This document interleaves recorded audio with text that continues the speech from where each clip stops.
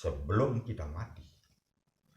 Jadi sebelum kita mati itu harus kita tahu dulu yang dua ini, antara mati zahir dan mati hakikat. Harus kita alami dulu dua-duanya. Banyak kita mengatakan la haula wala. Ulama itu juga mengajarkan kita la haula wala. Tapi beliau tidak paham dengan arti daripada la haula wala. La haula wala yang sebenarnya.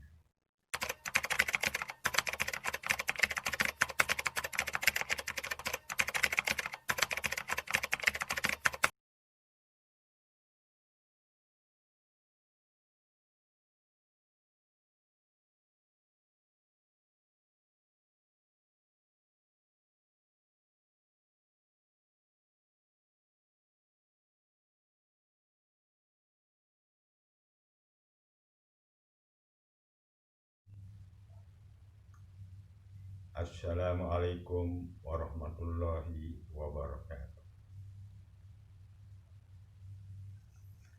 Salam bahagia untuk kita semua. Puji syukur kita panjatkan kepada Allah Subhanahu wa Ta'ala yang masih memberikan kita nikmat hidup. Berarti kita masih ada kesempatan untuk menuntut ilmu, yakni ilmu tasawuf, ilmu hakikat dan ma'rifat yang dirahasiakan oleh baginda Rasulullah Shallallahu Alaihi Wasallam beserta para sahabat-sahabat atau orang-orang terdekatnya.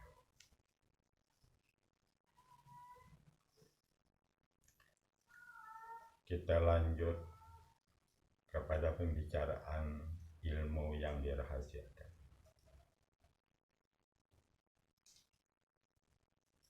Di akhir-akhir zaman banyak sekali kita itu yang menjadi hamba Allah, yang mengakui diri kita beragama, berbelok dari ucapan kita sendiri. Di dalam rukun iman, kita disuruh percaya dan yakin, seyakin-yakinnya, agar kita menjadi orang yang betul-betul beriman kepada Allah Subhanahu wa Ta'ala.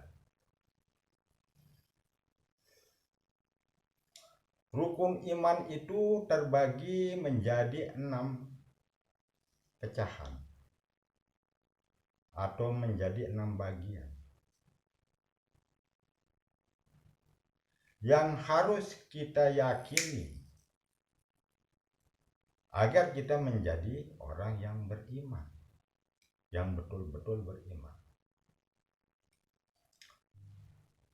Yang pertama, kita harus yakin kepada Allah Subhanahu wa Ta'ala bahwa Allah itu adalah satu.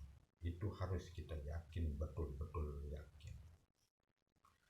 Dan yang kedua, kita harus yakin dengan Rasulullah Shallallahu Alaihi Wasallam. Dan yang ketiga, kita yakin dengan kitab-kitab Allah yang diturunkan oleh Allah Subhanahu wa Ta'ala. Dan yang keempat, kita harus yakin kepada segala malaikat-malaikat Allah. Dan yang kelima, kita harus yakin kepada hari kemudian, yakni hari kiamat. Dan yang keenam, kita harus yakin kepada qada dan qadar. Untung baik dan untung jahat itu daripada Allah Subhanahu wa Ta'ala.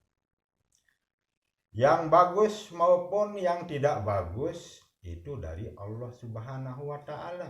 Itu harus kita yakin, baru kita menjadi orang beriman.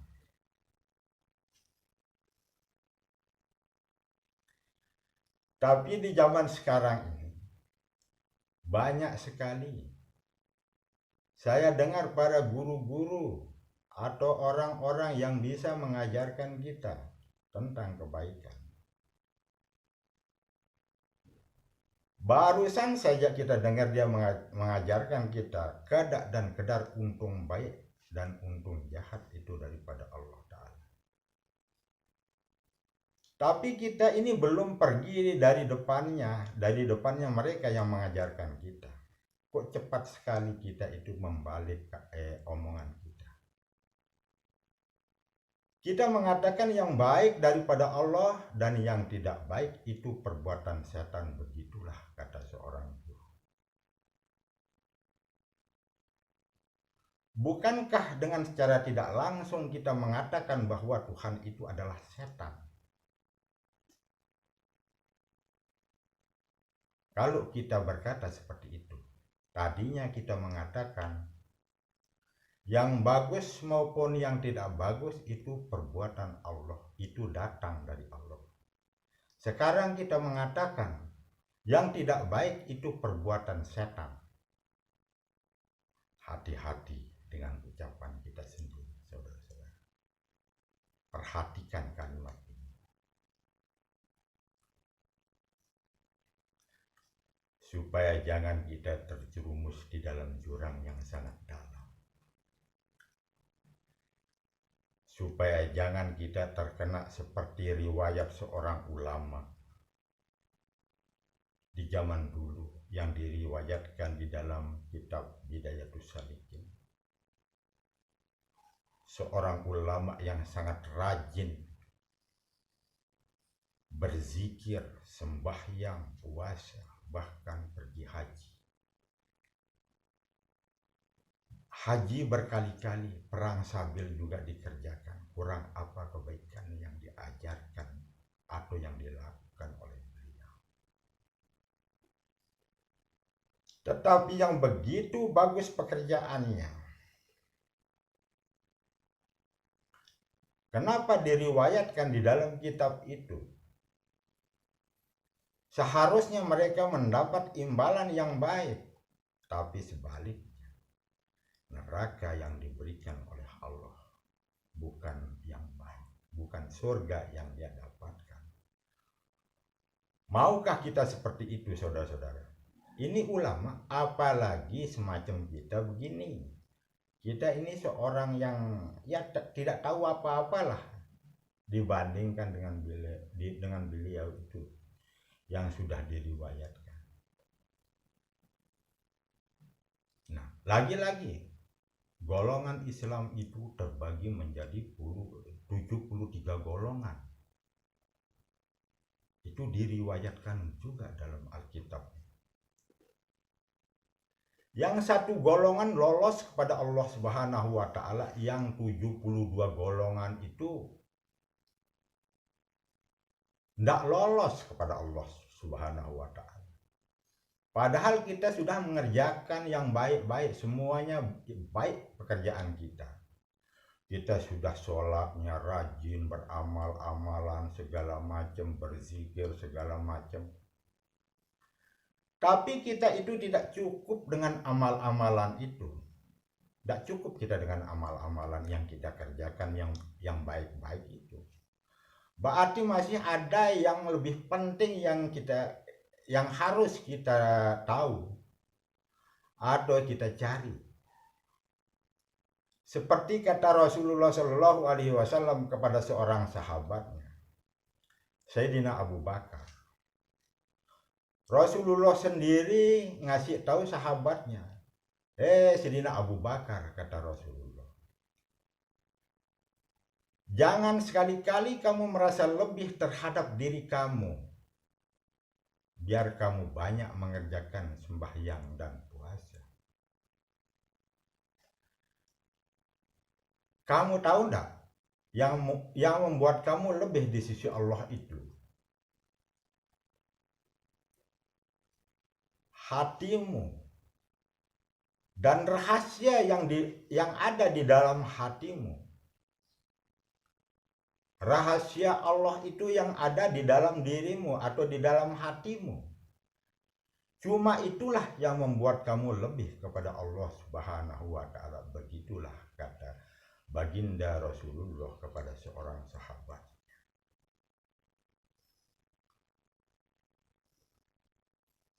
Berarti sangat rugi kita menjadi hamba Allah jika kita tidak memiliki ilmu itu yang dinamakan ilmu rahasia. Memang katanya itu orang-orang terpilih. Ya betul, itu orang-orang terpilih. Tapi mudah-mudahan jika kita betul-betul bersungguh-sungguh ingin mendapatkan ilmu itu, agar kita bisa juga menjadi orang-orang terpilih di sisi Allah Subhanahu wa ta'ala.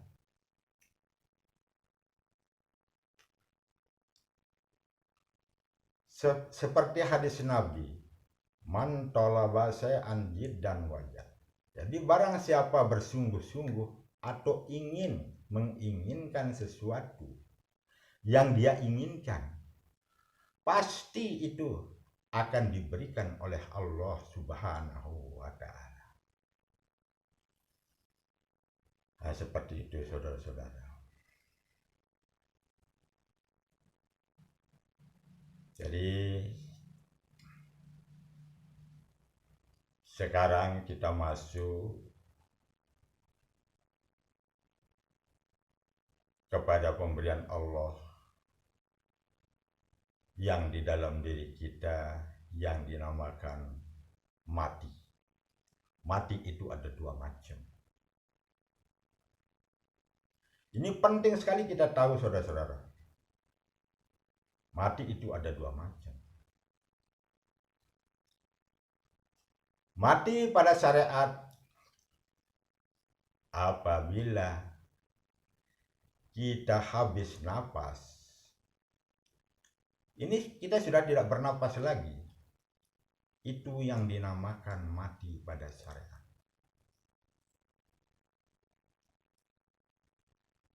Lalu dikubur.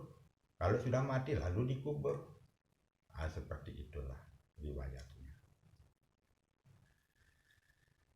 Tapi mati yang satu ini berbeda. Kita masih hidup. Tapi kita sudah dicap mati oleh Allah. Mutu qabla an tamutu. Matilah engkau sebelum engkau mati. Jadi mana yang dimaksud dengan mati engkau sebelum engkau mati? Seperti kata Rasulullah kepada seorang sahabatnya, atau kepada kita-kita yang menjadi umatnya. Jika ingin melihat mayat berjalan di atas bumi, lihatlah Sayyidina Abu Bakar, itu ibarat mayat berjalan di atas bumi. Begitulah kata Rasulullah Shallallahu Alaihi Wasallam. Jadi kata-kata ini harus kita pikirkan baik-baik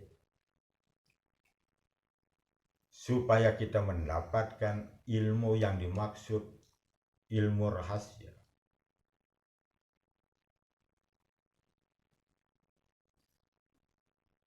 Mutu qabla an tamutu. Begitulah kata Rasulullah. Matilah engkau sebelum engkau mati.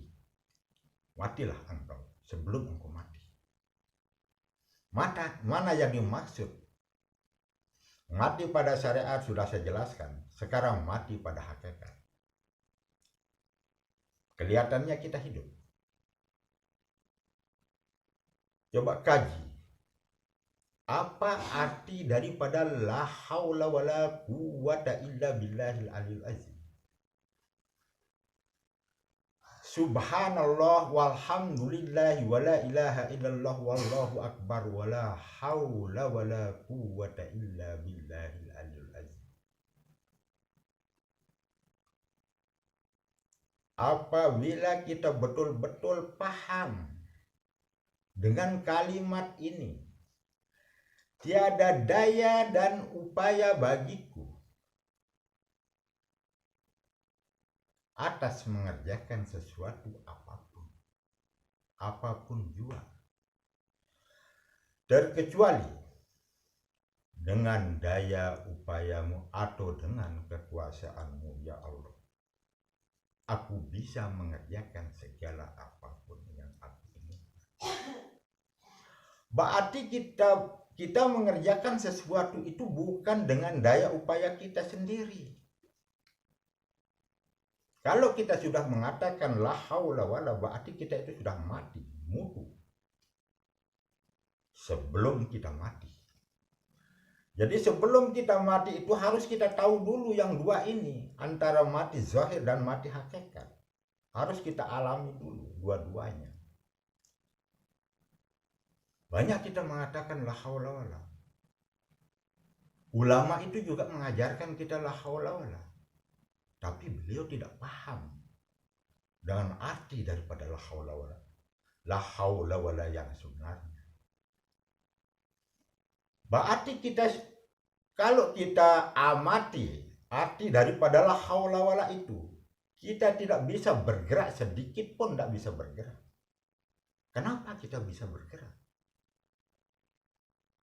Dengan kudrat kita bergerak, dengan kudrat iradat Allah Subhanahu wa ta'ala.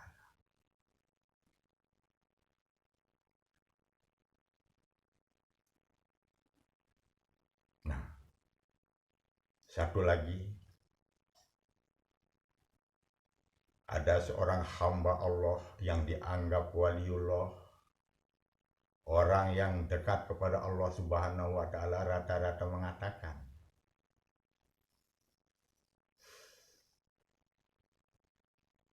seperti alam yang kita tempati ini, sekarang ini, kenyataan ini. Allah telah menjadikan 7 petala bumi dan 7 petala langit. Begitu. Tetapi, jika aku keluarkan hakikat atau ketentuan daripada alam yang sebenarnya, niscaya direjam oleh orang akan aku dengan batu. Pada satu riwayat mengatakan aku kafir. Begitulah kata Allah yang sudah dekat kepada Allah Subhanahu wa ta'ala. Rata-rata sahabat-sahabat atau orang-orang terdekat Rasulullah mengatakan seperti itu. Jadi apa itu alam yang sebenarnya? Kalau kita ini cuma tahu yang awam ini cuma alam, ya alam sudah. Jadi kita belum tahu hakikat alam yang sebenarnya.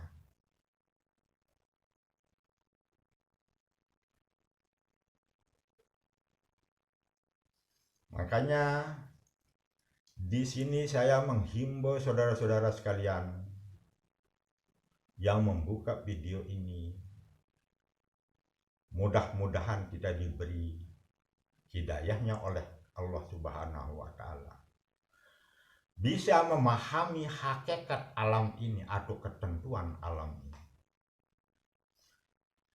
Karena ilmu ini sangat mahal. Sangat mahal. Ini pakaian para pernabi-pernabi atau para perwali-perwaliullah. Ini pakaiannya. Tanpa jalan ini mereka itu tidak akan mendapatkan gelar itu. Tanpa dia mengenal rahasia alam atau rahasia diri kita sendiri. Atau rahasia Tuhan. Mana rahasia Tuhan? Tuhan mengatakan, kau adalah rahasia. Begitulah kata Allah kepada kita yang menjadi hamba. Dan aku adalah rahasiamu. Kita ini saling merahasiakan di antara hamba dengan Allah, itu saling merahasiakan. Allah itu rahasia kita dan kita itu adalah rahasia Allah.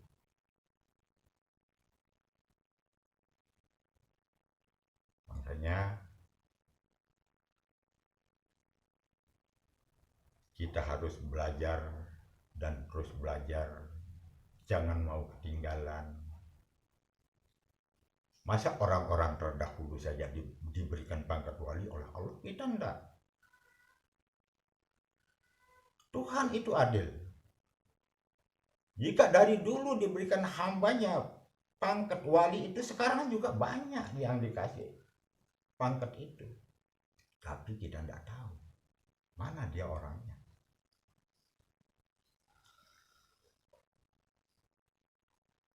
Banyak sekali saya dengar orang menyebut hakikat ma'rifat. Banyak. Bahkan di sosial media itu banyak sekali.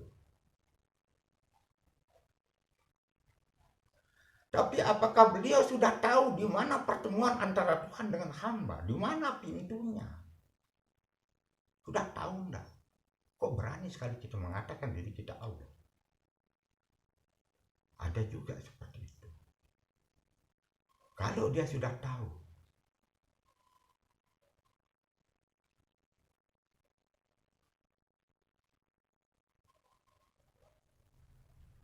contoh, kita ini semua berasal dari yang tiada.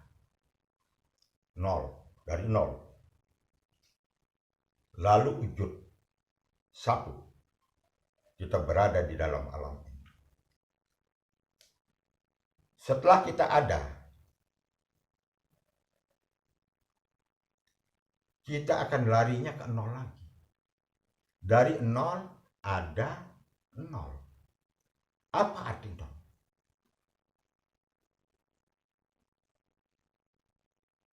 Pahami ini kata-kata saya, saudara. Dari wujud yang satu ini kita bisa mengenal diri kita. Dan kita bisa mengenal Allah itu. Dari wujud ini.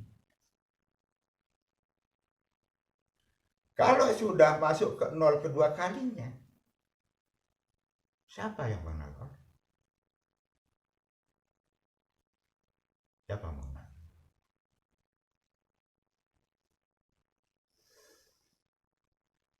Saya tahu ini memang agak sulit.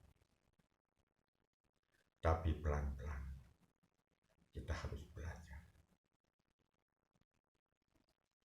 Nah, inilah maksud saya yang berani saya pertanggungjawabkan. Inilah adalah kebenaran. Jadi kalau kita sudah paham dengan awalan kita, awal sebelum kita dilahirkan, kita berangkat dari nol. Lalu kita ada, lalu kembali kepada nol. Siapa yang ada? Yang tadinya wujud yang satu itu mana dia? Kalau sudah hilang dari muka bumi ini, kan tidak ada. Nah, seperti itulah saudara-saudara. Sekian dulu. Dan terima kasih. Mudah-mudahan ini bermanfaat bagi kita semua. Biar ada untuk menjadi beban pemikiran kita yang menjadi hamba Allah. Dan yang harus kita kejar, tafakkaru sa'atan khairum min ibadihi sab'un hasanah. Berpikirlah kamu barang sesaat tentang diri kamu, siapa diri kamu yang sebenarnya, dan siapa Tuhan kamu yang sebenarnya. Apabila kita ketemu dengan diri kita dan ketemu dengan Tuhan kita, terlebih baik daripada kamu mengerjakan sembahyang 80 tahun. Tidak main-main, umur kita bukan seperti itu.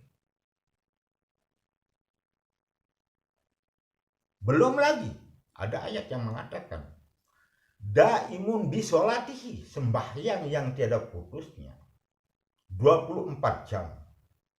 Dia selalu ingat kepada Allah.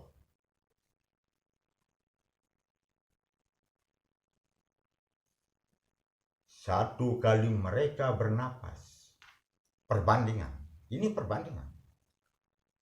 Tapi mudah-mudahan kita bisa semua sampai di situ. Bagi orang-orang yang mendengar video saya ini, sangat beruntung. Bagi orang-orang yang mendengar atau yang mau membuka video saya, dia sangat beruntung. Atau yang mau mendalami yang dinamakan ilmu tasawuf atau ilmu hakikat. Jalan untuk mencari jati diri yang sebenarnya, agar kita bisa kenal dengan Tuhan kita yang sebenarnya. Biar bukan hanya sekedar nama yang kita tahu. Biar jelas siapa diri kita dan siapa Tuhan kita. Seperti itu, saudara. Daimun bisolatihi, sembahyang yang tidak ada putusnya 24 jam. Dia tidak pernah lupa dengan Allah Subhanahu wa taala. Selalu. Jadi kalau diperbandingkan, ini kalau orang mencari perbandingan, tapi orang ini yang diberikan seperti itu, dia tidak mencari dia tidak mencari perbandingan atau pahala, enggak.